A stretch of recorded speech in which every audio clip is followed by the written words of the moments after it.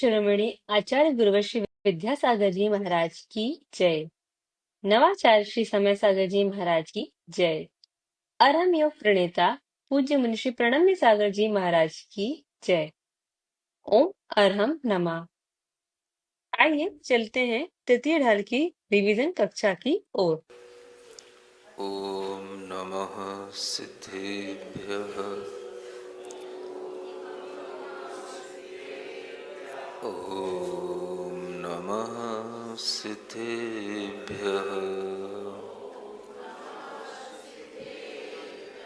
ओम नमः सिद्धेभ्यः। तीन लोक में चार हैं, मंगल शरण व श्रेष्ठ। अरहत सिद्ध व साधुगण, धर्म जैन जग ज्येष्ठ। तीर्थंकर जिन देव की, जिन वाणी को ध्याय।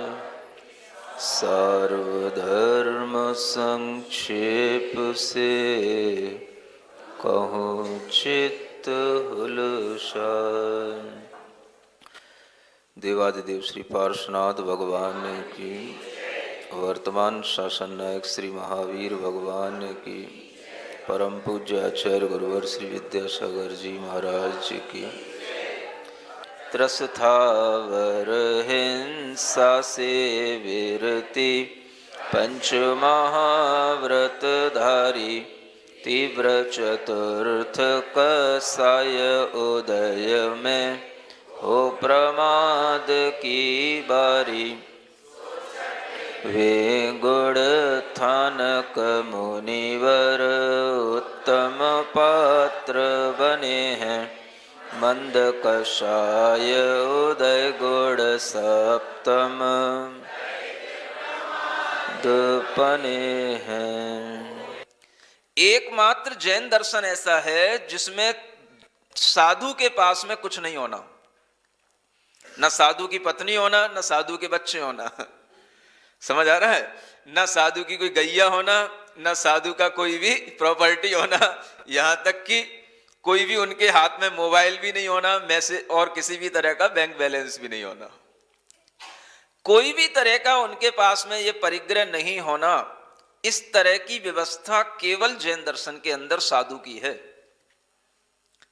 और जो कुछ भी उन्हें अपना थोड़ा सा जीवन चलाने के लिए भोजन पानी की आवश्यकता है, उसके लिए भी वो पर घर में जाकर के आहार करें। अपने घर में अपने स्थान पर कुछ अपने मन का न बनाए न बनवाए।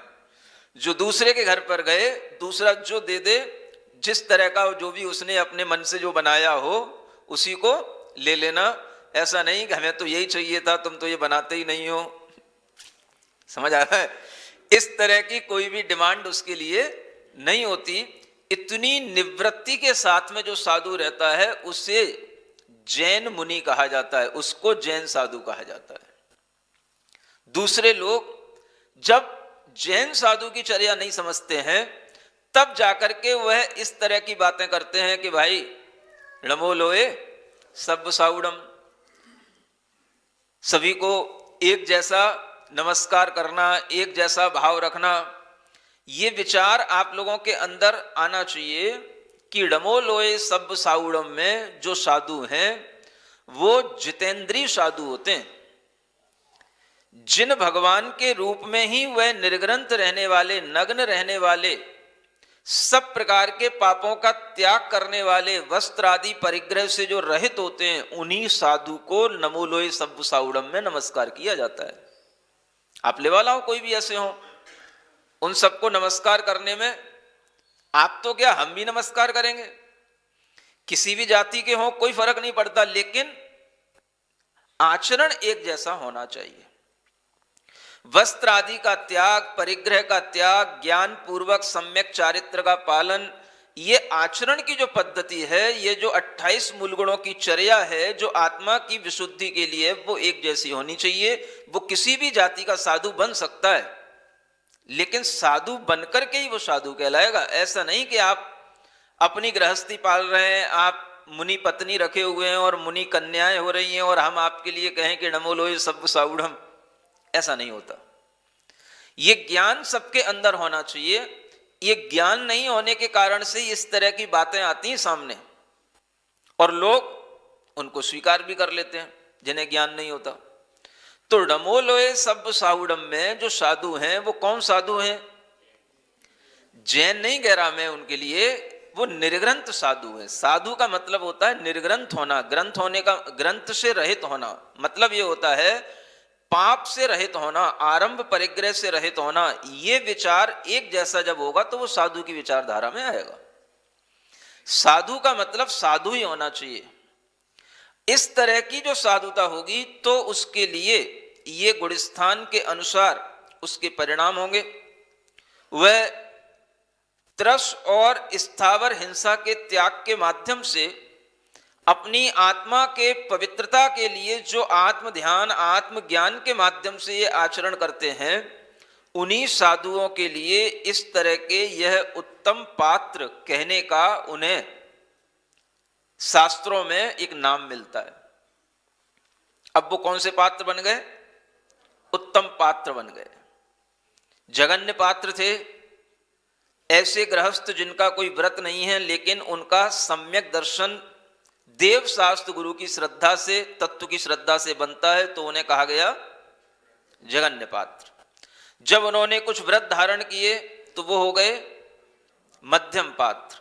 और जब पूर्ण व्रत धारण कर लिए, पूर्ण व्रत माने पूर्ण रूप से विरक्ति होना, महाव्रतों को धारण कर लेना, तो ये कहलाए उत्तम पात्र। और इस तरह के ये जो उत्तम पात्र बन जाते हैं, यह उत्तम पात्र अपने आप में एक ऐसी व्यवस्था है जो सबके लिए मान्य, यह पात्रता आ जाती है, सबके लिए मान्य हो जाती है पात्रता। उसके अपने चिन्ह हैं। पिच्छी और कमंडलू ये वर्तमान में साधु के ये चिन्ह हैं। कपड़ा हाथ में होगा तो चलेगा नहीं, क्या होना चाहिए? पिच्छी का होना चाहिए और एक कमंडलू। इसके अलावा और कोई चिन्ह साधु के नहीं है। अगर कुछ आवश्यकता है तो बस आप शास्त्र पढ़िए, लेखन करिए, पाठन करिए, पठन करिए। इसके अलावा और कोई आपके लिए आवश्यकता की चीजें जरूरी नहीं है। इस तरह की जो साधुता का एक स्टैंडर्ड बना हुआ है, यह बड़ा आज के समय में कठिन हो गया है। पिच्छी और कमंडलू क्या है? ये उपकरण कहलाते हैं, इस संयम के उपकरण हैं। ये परिग्रह नहीं है। परिग्रह में और उपकरण में अंतर होता है। तो जो परिग्रह है वो परिग्रह पाप का कारण होता है, उपकरण कभी पाप का कारण नहीं होता। उपकरण हमेशा संयम की वृद्धि का कारण होता है।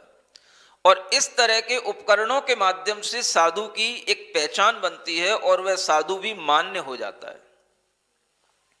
आजकल एक बड़ा वो चलता है कि साधु के लिए भावलिंग है कि नहीं। भावों से यदि वह साधुता को अपना रहा है तो इसी का नाम भावलिंग है। द्रव्यलिंग का मतलब वह केवल द्रव्य से ही साधुता अपना रहा है, भावों से उसके अंदर साधुता नहीं है, तो वो कहलाएगा द्रव्यलिंग। ये द्रव्यलिंग में उसका गुणस्थान जरूरी नहीं कि छठवां सातवां हो, क्योंकि छठवां सातवां अगर हो जाएगा तो वो भावलिंगी कहलाएगा। और अगर गुणस्थान छठवां सातवां नहीं है, मान लो पांचवां है या चौथा रह गया या पहला हो गया, तो वो क्या कहलाएगा? तो वो द्रव्यलिंग कहलाएगा। कभी कभी जब कोई पहली बार साधु बनता है तो उसके लिए कई तरह की परिस्थितियां उसके सामने हो सकती हैं। शास्त्रों में अनेक तरह की घटनाएं मिलती हैं। आज के समय पर तो लोग इतना भावलिंग के लिए एकदम से भीतर से थर्मामीटर लगा के नापते हैं कि ये भावलिंग है कि नहीं है।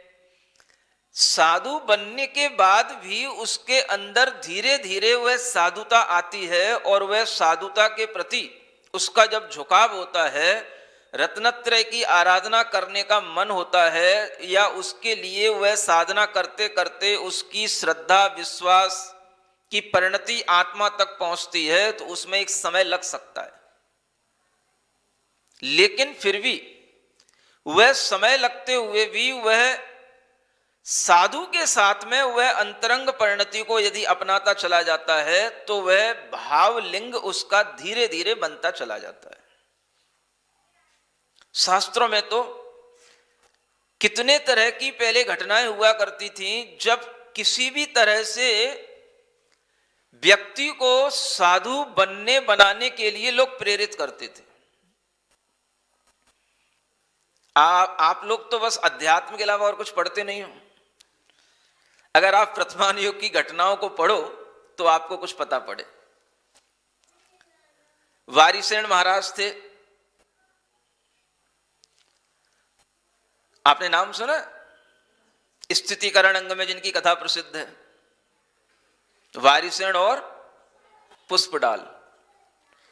अब उन्होंने उनको साधु बना लिया, मित्र थे उनके कहने से, उनके द्वारा ज्यादा समझाए जाने से उन्होंने उनको साधु बना लिया, वो साधु बन गए। अब साधु बनने के बाद भी उनका चित्त एकाग्र नहीं है। समझ आ रहा है? उनके मन में कुछ विकल्प है, और विकल्प होना स्वाभाविक है, क्योंकि वो घर पे बता करके आए नहीं। मुनि महाराज को आहार देने के बाद में उनके पीछे कमंडू लेकर के चलते गए, जंगल में पहुंच गए, और जंगल में जाकर के मुनि महाराज ने उनसे समझा बुझा करके, अरे भाई तू कहां चक्कर में पड़ा है, कल्याण कर। और उनने उसके लिए दीक्षा दे दी।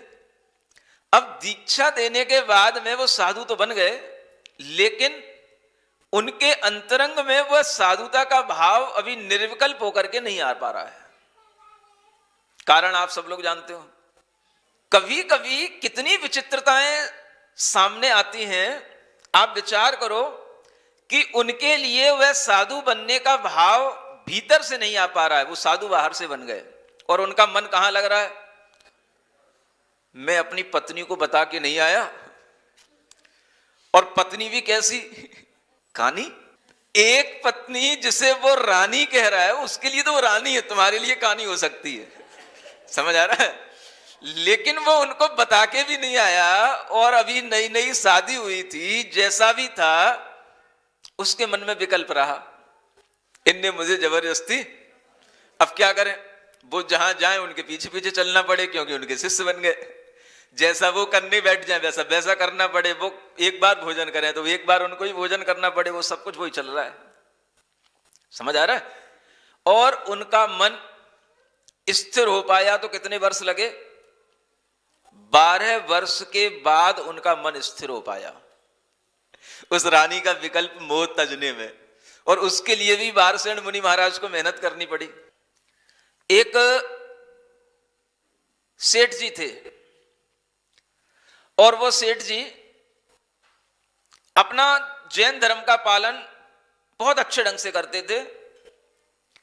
धर्म का पालन करते हुए किसी भी तरह का उनके लिए कोई भी पर्व आ जाए तो पर्व आदि के समय पर भी उनके लिए पूरा का पूरा वह धर्म का कार्य होता था। और वह एक स्थान से दूसरे स्थान व्यापार के निमित्त से जाते थे, तो पहले के समय में जंगलों से लंबी लंबी यात्राएं करनी पड़ती थी, व्यापार होते थे, जंगलों से गुजरते हुए जाते थे। जब वह इस तरह से यात्रा करते थे तो उनके साथ में और भी लोग रहते थे। तो उनके साथ में एक वसु भूति नाम का एक कोई ब्राह्मण उनके साथ में उनकी सेवा में रहता था। वह जो सेठ जी थे उनका नाम दयामित्र आता है, और वह सेठ जी के साथ में रहता था। सेठ जी अपना धर्म का पालन करते थे, कहीं भी जाते थे हमेशा सुबह सुबह पूजा करना, जैसे भी उनके साथ में जिन मंदिर चलता हो पूजा करना, अच्छे ढंग से शुद्ध भोजन पान करना, कभी अगर रास्ते में चलते चलते कोई भगवान के कल्याणक आ जाए, पर्व आ जाए तो उनको भी मनाना, सब करते थे। उनके साथ में जो एक व्यक्ति था वो अक्सर उनसे चिढ़ता था। धर्मात्माओं से सबको चिढ़ होती है, कुछ जातिगत उसको चिढ़ता थी कि वह कहता था क्या आप हमेशा देव शास्त्र गुरु की बातें करते रहते हो, देव शास्त्र गुरु के अर्घ चढ़ाते रहते हो, साधु तो हमारे भी होते हैं, केवल आपके निर्गुण साधु होते हैं क्या? सेठ जी को उसकी बातें सुनकर के बुरा नहीं लगा। अपने साथ में उसे रखे हुए थे, रखे रहे। उनने सोचा कि इसको समय पर समझाएंगे, और पहले के लोग यही सोचते थे कि व्यक्ति को समय पर सब समझ में आ जाएगा, इसको बस अपने साथ में रखे रहो। जैसे वारसेन मुनि महाराज ने उसको 12 वर्ष तक साथ में रखा, ऐसे ही सेठ जी ने इसको समझाने के लिए कि भाई देखो क्या होता है, मुनि कैसे होते हैं। तो सेठ जी ने कहा देखो, चलते चलते एक बार रास्ते में अष्टानिक के पर्व आ गए, और अष्टानिक के पर्व आए तो सेठ जी ने कहा कि अगर हमारे सामने आज निर्ग्रंथ मुनि महाराज होते तो आज मुझे कितना आह्लाद होता, मैं उनके लिए आहार देता, और मैं इस पुण्य भाव के साथ में उन निर्ग्रंथ गुरु की सेवा करके आज बड़ा प्रसन्न होता अगर हमको कहीं यहां जंगल में मुनि महाराज मिल जाते। तो वो आदमी कहता है जो बसुभूति उनके साथ में था कि आप ऐसा क्यों सोचते हो, मुनि महाराज तो कोई भी बन सकता है, साधु कोई भी बन सकता है। तो वो सेठ जी कहते हैं ठीक है, कोई भी बन सकता है, तुम ही बन जाओ। तो वह इस जिद में कि यह सेठ जी जिन साधु की इस तरह से मान्यता रखते हैं, वो साधु कोई बहुत कठिन चीज नहीं है, वो बड़ी आसान चीज है, और वह भाव कर लेता है ठीक है हम बन जाते हैं साधु, तो आप हमारी पूजा करोगे? सेठ जी कहते हैं अवश्य करेंगे। क्या करना पड़ेगा? बोले सब वस्त्र परिग्रह सब त्याग करके केस लॉन्च करो, और यहीं पर अपने पंच महाव्रतों को धारण कर लो। 8 दिन तक हम यहीं पर रुकेंगे, 8 दिन तक कुछ भी आप करना नहीं, आपके लिए जो भी भोजन पानी की आवश्यकता होगी हम बना करके देंगे, बस आप अपने ज्ञान ध्यान में स्थित रहना और कुछ नहीं करना आप। सेठ जी ने कहा, और उस ब्राह्मण ने मान लिया, बैठ गया, केस लॉन्च करने के लिए तैयार हुआ। तो उसे लगा कि मैंने कौन सी बला मोल ले ली लेकिन अब वचन दिया है तो करना तो पड़ेगा ही। उसने केस लॉन्च किया, बड़ी मुश्किल से वह केस लॉन्च हो पाया, और केस लॉन्च करने के बाद उसकी हालत इतनी खराब हो गई कि उसे सब समझ में आ गया कि कितना बड़ा तप है, कितना बड़ा कठिन काम है। लेकिन क्या करें, वो भी थोड़ा भीतर से जिद्दी था, कह नहीं सकता कि ये कठिन है, क्योंकि उसके लिए ये दिखाना था कि जैन साधु बनना कोई कठिन बात नहीं है। उसने सहन कर लिया, उस दिन उपवास रहा, उसके तो 12 बज गए, और उपवास होने के बाद में अगले दिन उसको जब आहार करने की आई तो उसे उन सेठ जी ने आहार कराया, वैसे ही जैसे मुनि महाराज आहार करते हैं। समझो आप। और वह इस तरह से अष्टानिक पर्व में 8 दिन तक उनको वहीं पर उसको साधना कराई सेठ जी ने। देखो ऐसे होते सम्यक दृष्टि जीव, इसे एक बार संस्कार तो पड़ जाए। वो कहता है कि मुझे कुछ नहीं आता, मैं क्या करूंगा? सेठ जी ने कहा तुम्हें कुछ नहीं करना, मैं तुम्हें जो सुनाता रहूं बस उसको सुनता रहना, धर्म ध्यान मैं तुम्हारा करा दूंगा। क्या करना है? कुछ नहीं करना, एक बारी भोजन करना है, एक बारी पानी पीना है, दिन भर फिर कोई विकल्प नहीं करना है, आंख बंद करके आत्मा का ध्यान करना है, और अगर आत्मा दिखे नहीं, समझ में नहीं आए कुछ, तो नमो अरियंताड़म के 5 परमेष्टियों का स्मरण करना, ये नमोकार मंत्र याद करना, और कुछ नहीं करना है। सेठ जी के कहने से वो व्यक्ति मुनि बना, 8 दिन के लिए मुनि बना, और सेठ जी ने उसको 8 दिन में इतना सिखा दिया कि उसको समझ में आ गया कि वास्तव में जैन साधु क्या होते हैं। अब आप सोचो कि सेठ जी ने सही किया कि गलत किया। आप कर सकते हैं ऐसा कभी?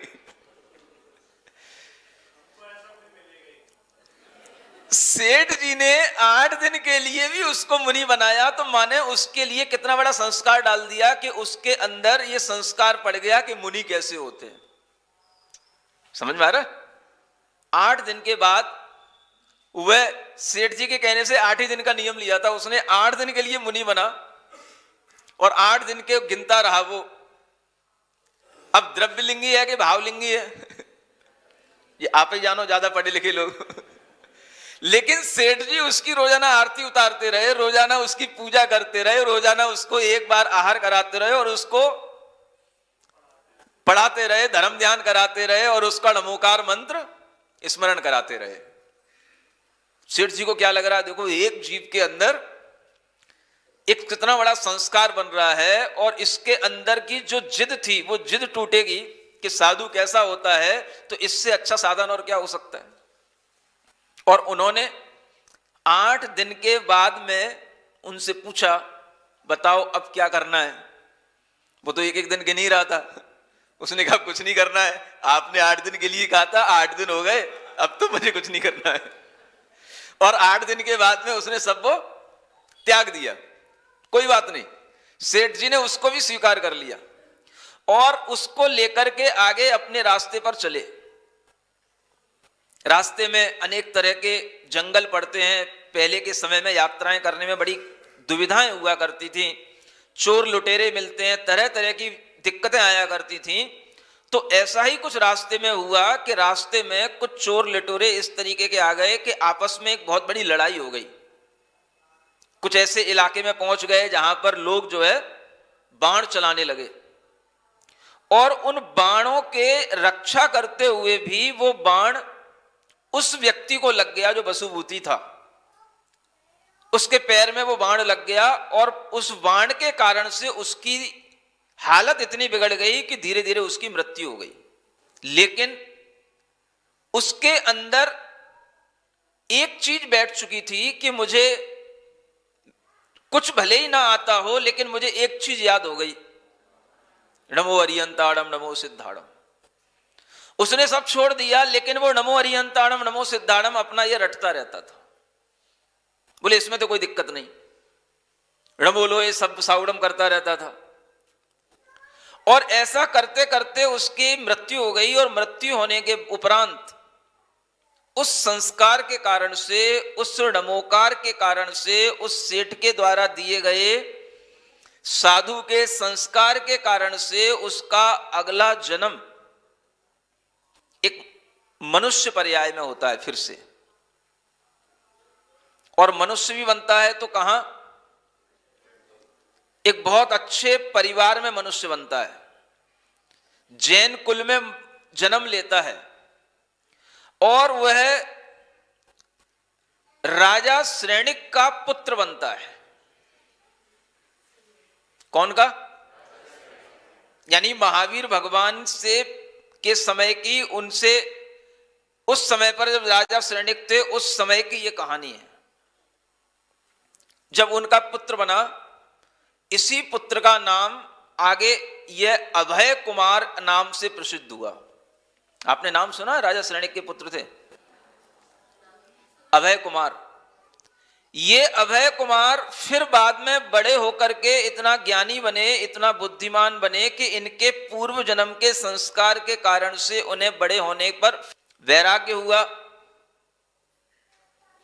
दीक्षा धारण की, तपस्या की और तपस्या करके और उस ध्यान से उन्होंने केवल ज्ञान प्राप्त करके वहीं से मोक्ष भी प्राप्त किया।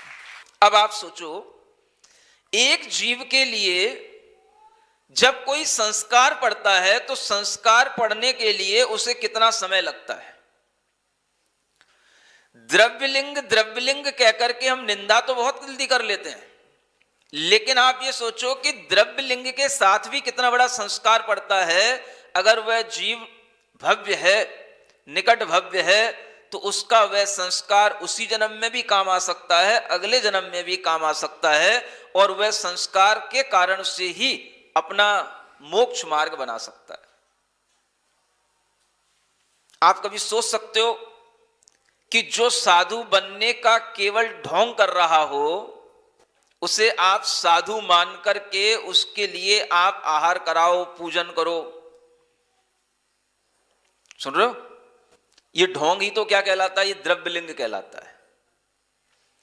सेठ जी ने उस एक श्रावक के लिए जो ये संस्कार डाल दिया, उसी संस्कार के कारण से उसका अगला जन्म ऐसी पर्याय में हुआ, वह अच्छा श्रेष्ठ मनुष्य बना, और उस मनुष्य पर्याय में भी वह निर्ग्रंथ वीतराग अब बना। तो किससे बना? अब भावों से बना।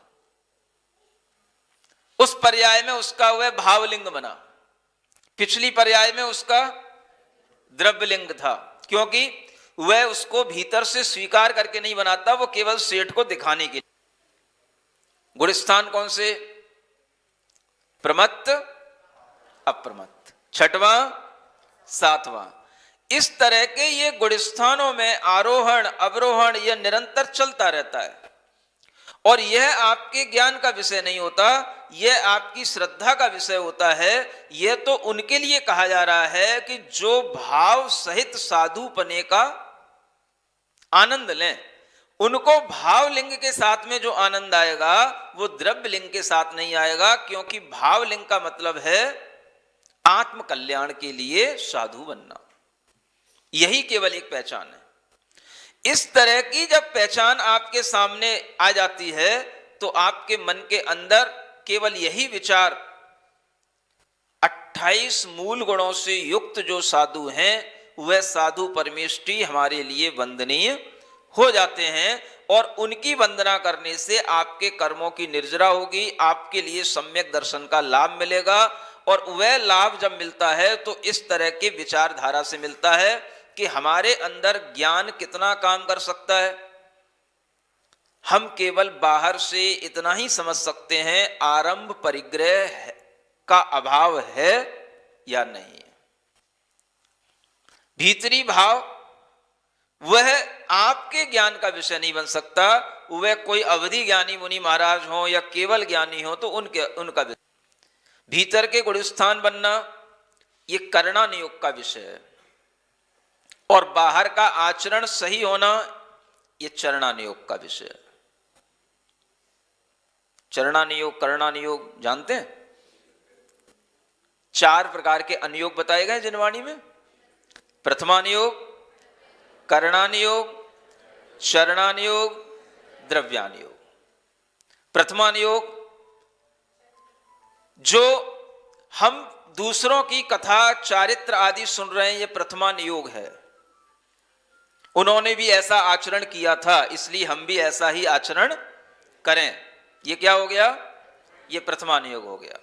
तीर्थंकरों ने भी इसी तरह से दीक्षा ली थी, उन्होंने भी ऐसे ही त्याग किया था इसलिए हम भी ऐसा ही करेंगे, ये क्या हो गया? ये प्रथमानियोग संबंधी आचरण हो गया। प्रथमानियोग संबंधी यह गुणस्थान हो गया। फिर करणानियोग से गुणस्थान कैसे? करण माने परिणाम, आत्मा के परिणाम, उसी तरह के परिणाम होना जो उस गुणस्थान के योग्य होते हैं। तो जो विरक्ति के परिणाम हैं, महाव्रतों के परिणाम हैं, वह अगर परिणाम भावों से शुद्धि पूर्वक होंगे तो वह करणानियोग से गुणस्थान होगा, करणानियोग से ही वो साधु होगा। चरणानियोग से जो हमें चर्या बताई गई है उस चर्या का पालन करना, यह चरणानियोग से साधु है। और द्रव्यानियोग से वह 7 तत्व की रुचि रखने वाले हैं, वह आत्मा का ध्यान करने वाले हैं। इस तरह का जब परिणाम सामने आना तो ये द्रव्यानियोग से साधु है। ऐसे चारों अनुयोगों से साधुता नापी जाती है, चारों अनुयोगों से साधुता देखी जाती है। और इस तरह की इस साधुता के विषय में ही यहां बताया जाता है कि वह 6वें गुणस्थान में प्रमत्त विरत कहलाते हैं। और वह प्रमत्तता आती है तो किस कारण से आती है?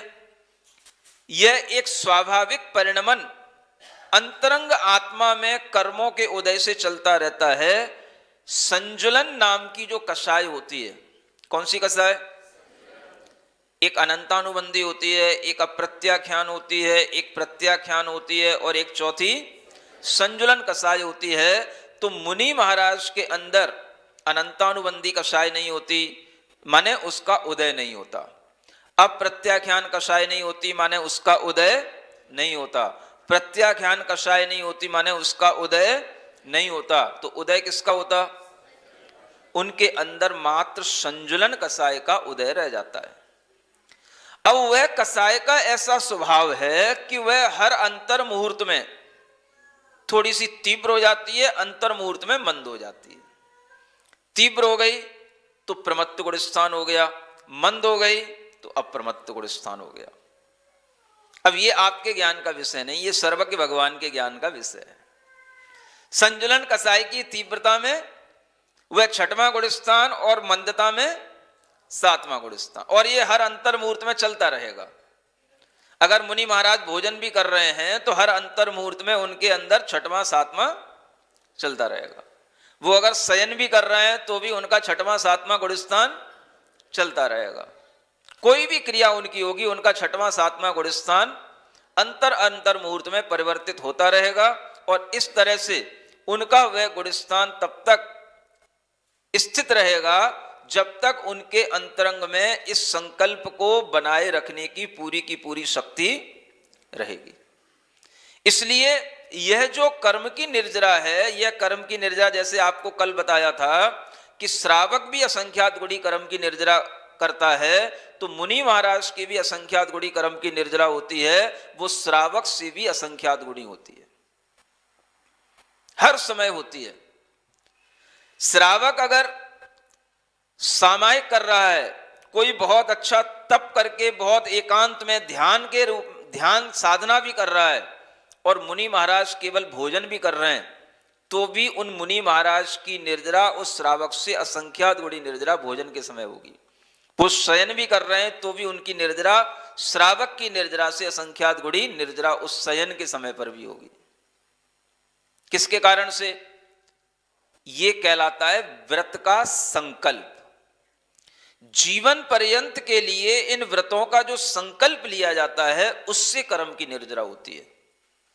वहां सेठ ने तो उन्हें 8 दिन के लिए संकल्प दिया था, ये वस्तुतः 8 दिन का कोई विधान नहीं है, लेकिन वह सेठ के अंदर का दूसरा भाव था, इसको समझाने का भाव।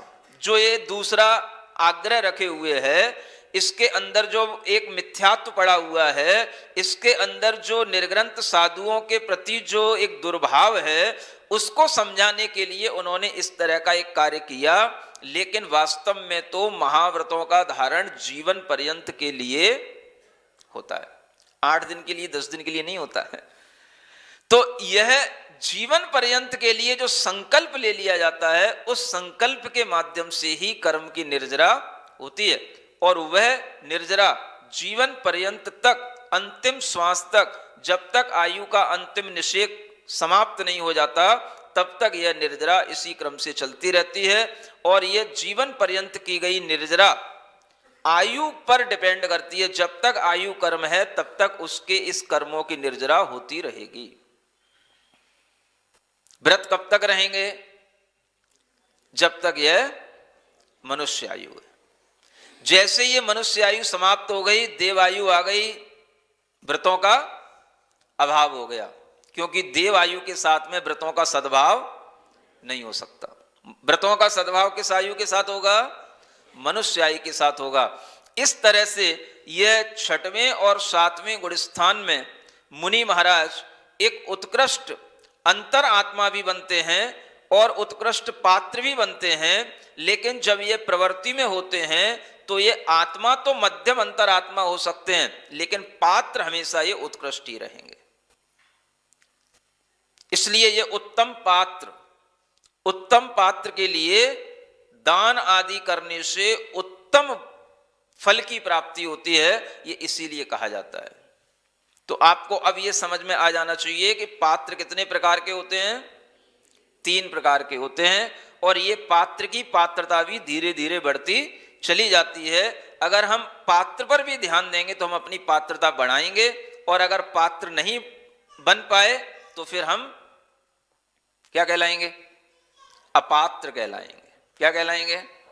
हाँ, कम से कम जगन्य पात्र बनकर के भी आपके अंदर वह पात्रता आ सकती है, और इसमें किसी भी तरह से काल का कोई भी दोष नहीं, व्यवधान नहीं।